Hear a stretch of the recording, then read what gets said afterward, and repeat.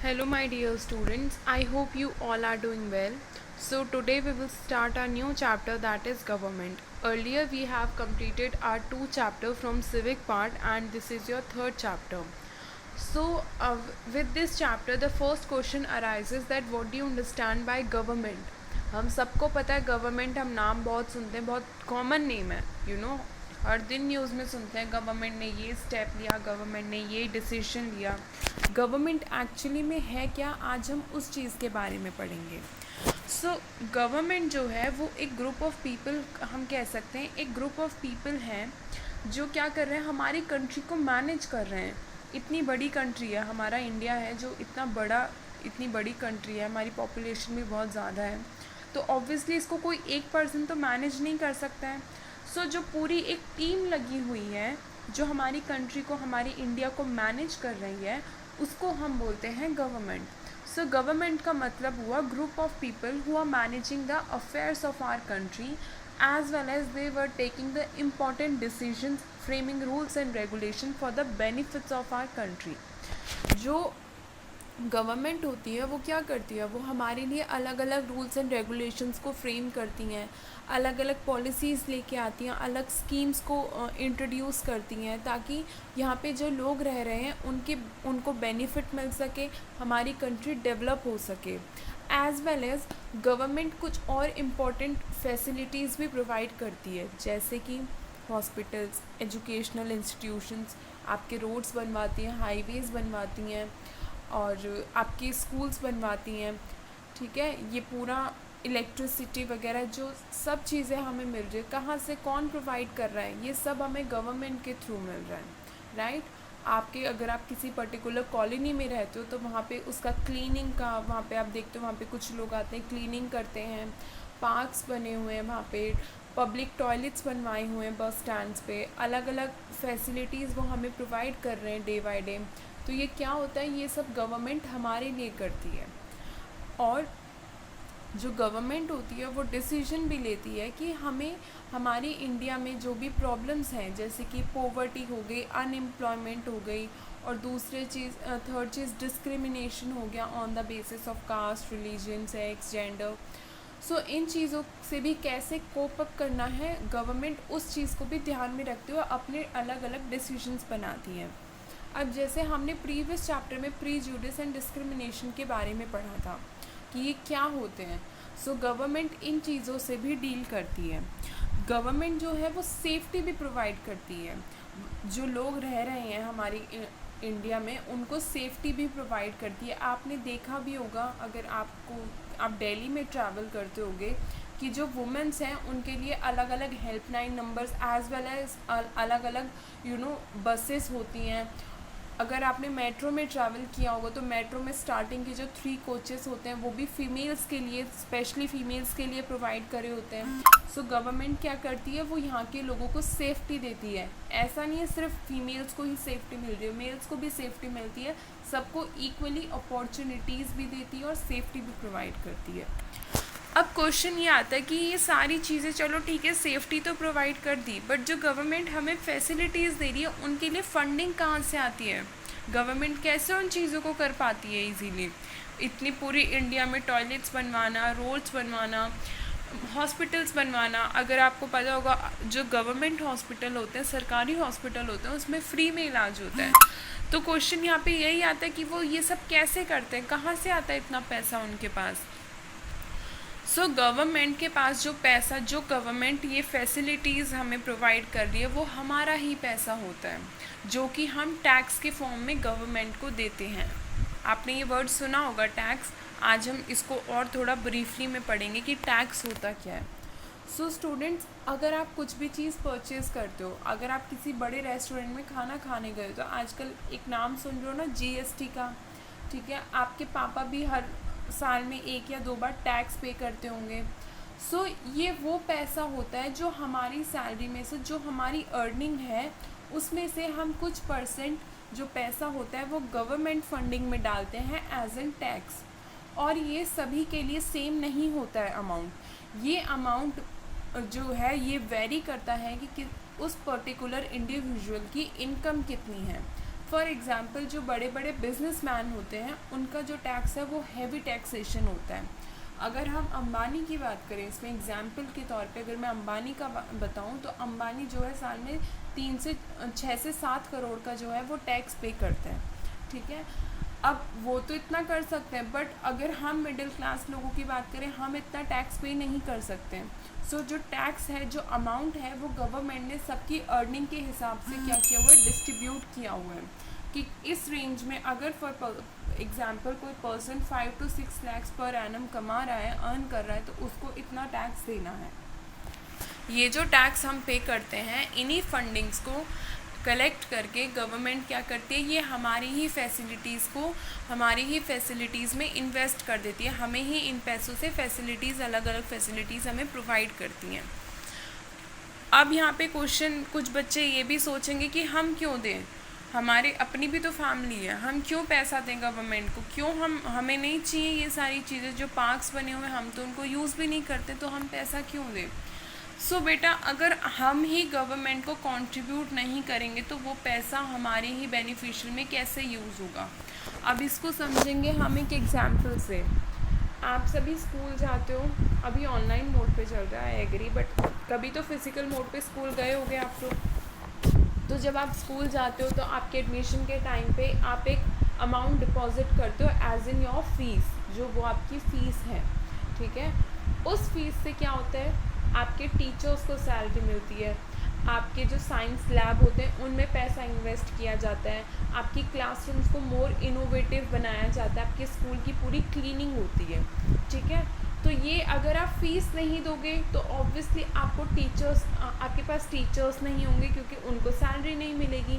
सो जो आपने फ़ीस दी इनडायरेक्टली वो आपके ही बेनिफिट के लिए यूज़ करी गई है।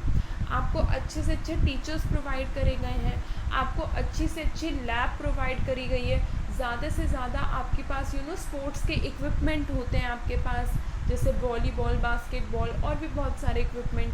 आपके स्कूल को ज़्यादा अच्छा बनाया जा रहा है। तो ये आपने अगर फ़ीस डिपॉजिट करी, ये सारे काम तभी तो हो पाए हैं ना। इसी तरीके से गवर्नमेंट का भी कुछ ऐसा ही कंट्रीब्यूशन होता है। हम जो पैसा गवर्नमेंट को देते हैं वो पैसा गवर्नमेंट हमारी ही फैसिलिटीज़, हमारे ही हमारे ही हित के लिए लगाती है, हमारे ही बेनिफिट के लिए लगाती है। इसके बाद हम पढ़ेंगे लेवल्स ऑफ गवर्नमेंट। तो इंडिया में गवर्नमेंट का नेशनल लेवल, स्टेट लेवल होता है। 2 लेवल्स की गवर्नमेंट होती है, नेशनल लेवल, स्टेट लेवल।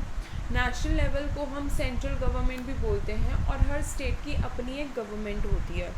और अगर हम और डीपली जाएँ या और ब्रीफली इस चीज़ को समझें तो हर स्टेट में भी लोकल गवर्नमेंट्स होती हैं। आपने सुना होगा ना पंचायत वगैरह के बारे में। सो ये भी क्या है, ग्राम सभा, पंचायत, ये सब क्या है, ये भी हमारी लोकल गवर्नमेंट्स हैं। तो नेशनल गवर्नमेंट और स्टेट गवर्नमेंट में क्या डिफरेंस है।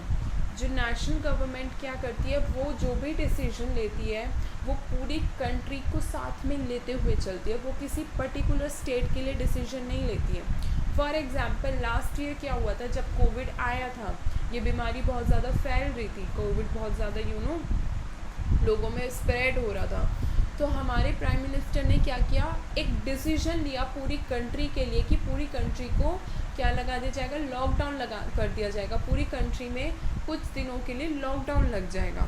ये क्या हुआ, ये प्राइम मिनिस्टर ने क्या करा, ये नेशनल गवर्नमेंट ने क्या करा, पूरी कंट्री के लिए डिसीजन ले लिया। अब अगर हम बात करते हैं स्टेट गवर्नमेंट की, तो स्टेट गवर्नमेंट क्या करती है, वो सिर्फ अपने स्टेट के लिए डिसीजंस लेती है।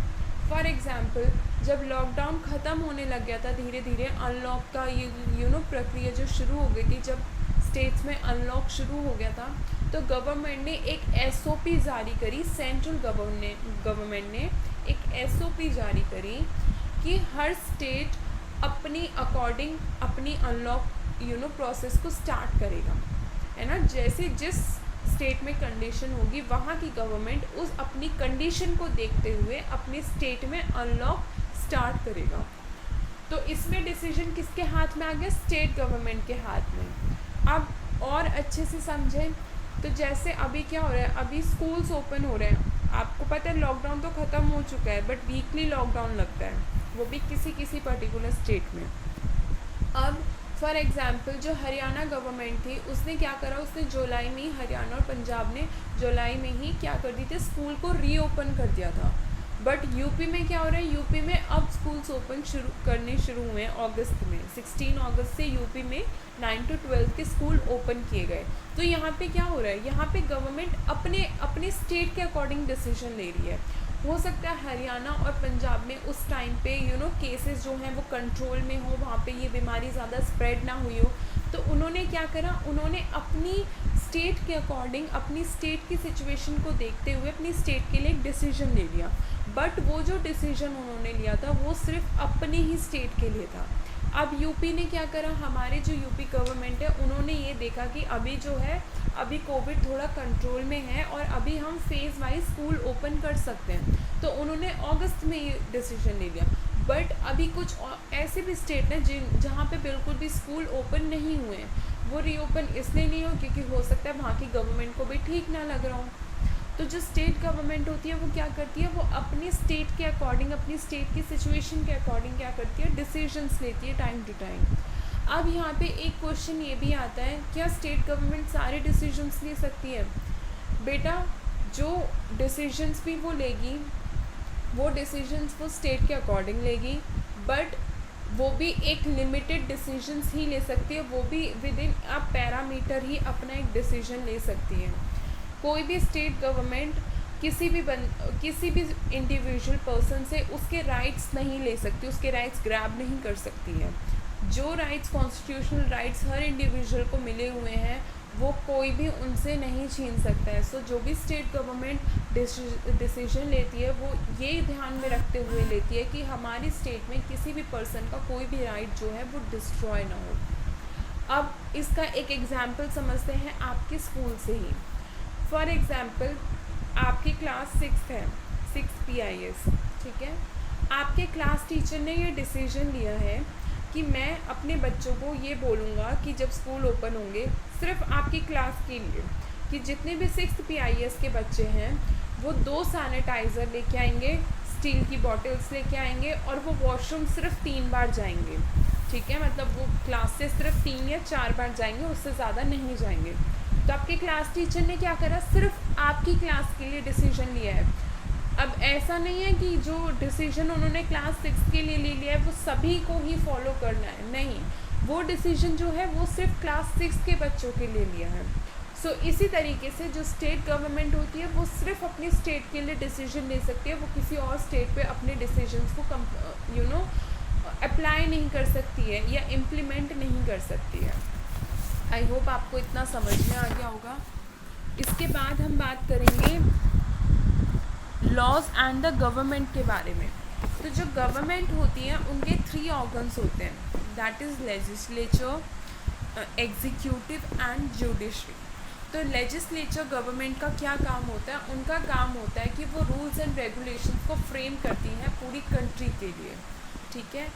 एग्जीक्यूटिव गवर्नमेंट का काम होता है जो रूल्स एंड रेगुलेशंस फ्रेम किए हुए हैं, करवाए हुए हैं या किए हुए हैं लेजिस्लेचर गवर्नमेंट के थ्रू, वो उनको इम्प्लीमेंटेट करवाती है, ठीक है। वो उनको लागू करवाने का जो काम होता है वो एग्जीक्यूटिव गवर्नमेंट का होता है।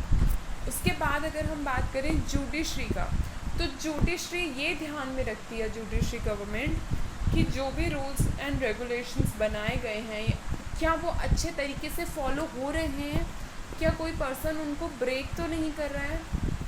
एग्जाम्पल, प्रिंसिपल मैम और मैनेजर सर ने ये डिसाइड करा कि हम स्कूल रीओपन करेंगे, बट कुछ रूल्स एंड रेगुलेशंस होंगे, जैसे बच्चे अपना मास्क लेके आएंगे, बच्चों के पास सैनिटाइज़र होना चाहिए, सभी बच्चे अपना अलग लंच बॉक्स और अपनी वाटर बॉटल कैरी करेंगे, सोशल डिस्टेंसिंग को फॉलो करेंगे। सो ये क्या हुआ, आप एक तरीके से समझ लीजिए प्रिंसिपल मैम और मैनेजर सर क्या है, वो हमारी लेजिस्लेचर गवर्नमेंट हो गई। उन्होंने क्या करा, उन्होंने रूल्स एंड रेगुलेशंस को फ्रेम कर दिया। अब जितने भी क्लास टीचर्स हैं और सब्जेक्ट टीचर्स हैं वो क्या हो गए, वो एग्जीक्यूटिव गवर्नमेंट हो गए। उन्होंने क्या करा, उन्होंने इस चीज़ को इम्प्लीमेंट करवाना शुरू कर दिया, उन्होंने बच्चों को इंस्ट्रक्ट करा और इस चीज़ को प्रॉपर फॉलो भी करवाया, ठीक है। Wait a minute.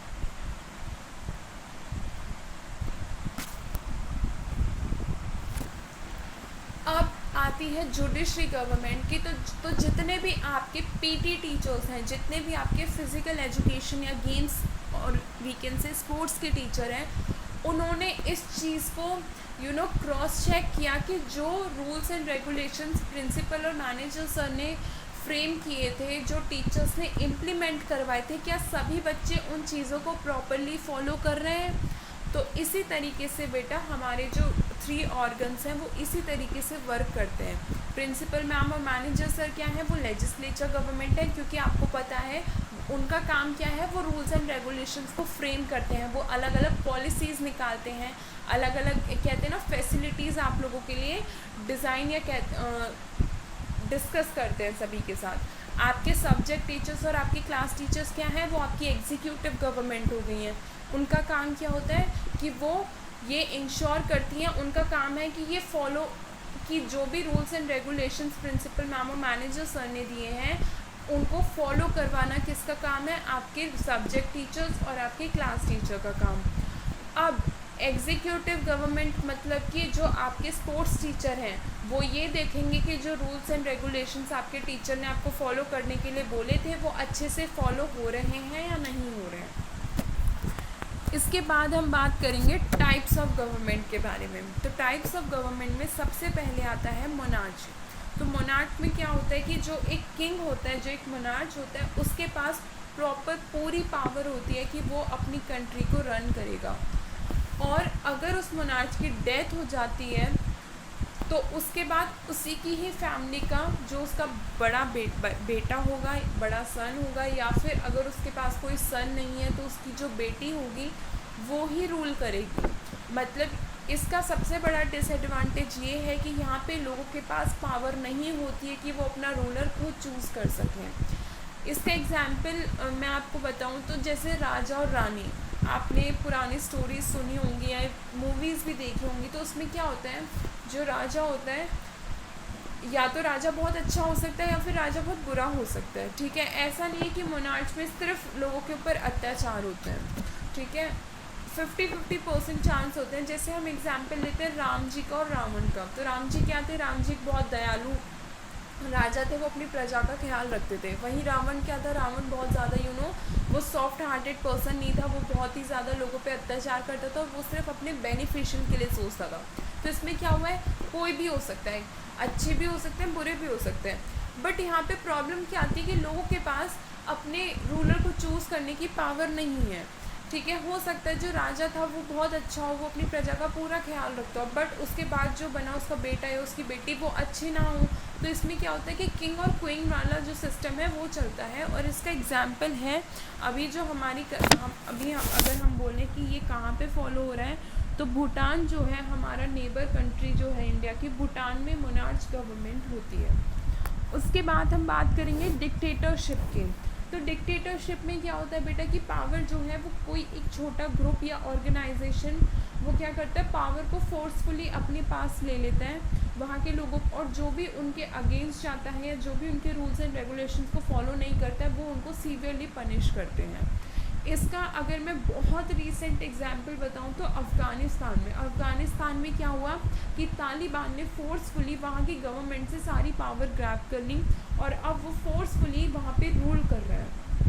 ठीक है, और जो भी लोग, आपने देखा भी होगा अफ़गानिस्तान का बहुत न्यूज़ चल रही है अफ़गानिस्तान के बारे में, जो भी लोग उसके रूल्स एंड रेगुलेशंस को फॉलो नहीं करेंगे वो उनको सीवियरली ट्रीट करेगा, या फिर जो भी लोग उसके खिलाफ आवाज़ उठाएंगे वो उनको भी पनिश करेगा, सीवियरली पनिश करेगा। तो डिक्टेटरशिप में क्या होता है कि जो पावर है वो फोर्सफुली ली जाती है। इसके बाद हम बात करते हैं डेमोक्रेसी। तो डेमोक्रेसी का एक परफेक्ट एग्जांपल है हमारी इंडिया में डेमोक्रेसी है। डेमोक्रेसी में अब आप बहुत आसानी से पता लगा सकते हैं कि डेमोक्रेसी किस टाइप का गवर्नमेंट होती है। डेमोक्रेसी में पर्सन के पास, एक इंडिविजुअल के पास सभी राइट्स होते हैं अपनी लाइफ को जीने के। वो कोई भी एजुकेशन ले सकते हैं, वो किसी भी रिलीजन को फॉलो कर सकते हैं।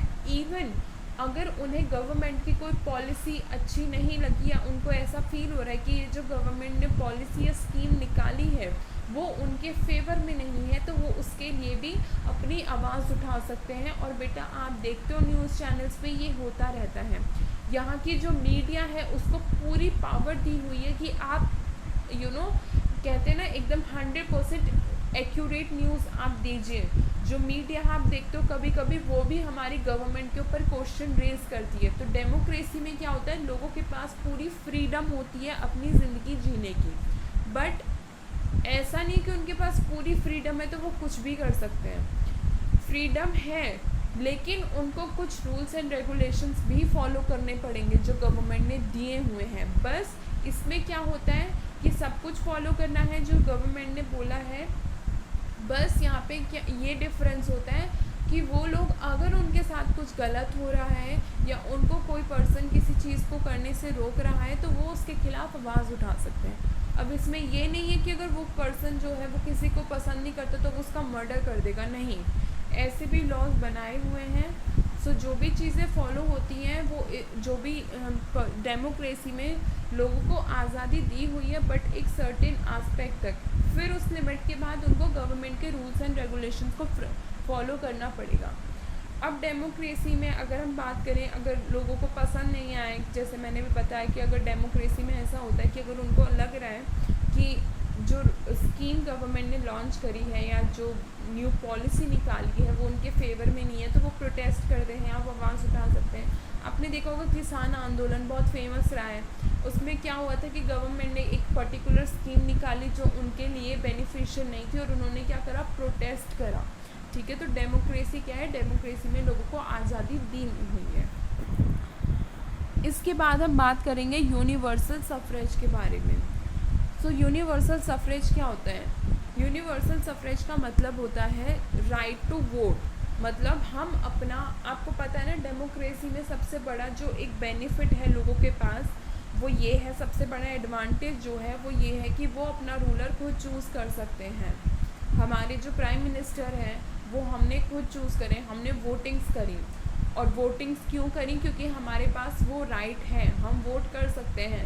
जो भी पर्टिकुलर इंडिविजुअल 18 साल से का है या 18 साल की ज़्यादा उम्र का है, उन सभी के पास क्या होते हैं, वोटिंग राइट्स होते हैं। और इन्हीं वोटिंग राइट्स को हम बोलते हैं सफरेज और फ्रेंचाइज। हमारी इंडिया में हमारे पास यूनिवर्सल एडल्ट फ्रेंचाइज है। इसका मतलब ये होता है कि जितने भी इंडिया के एडल्ट सिटीजन्स हैं उनके पास क्या है, उनके पास वोटिंग राइट्स हैं। लेकिन ये हमेशा से ऐसे नहीं था।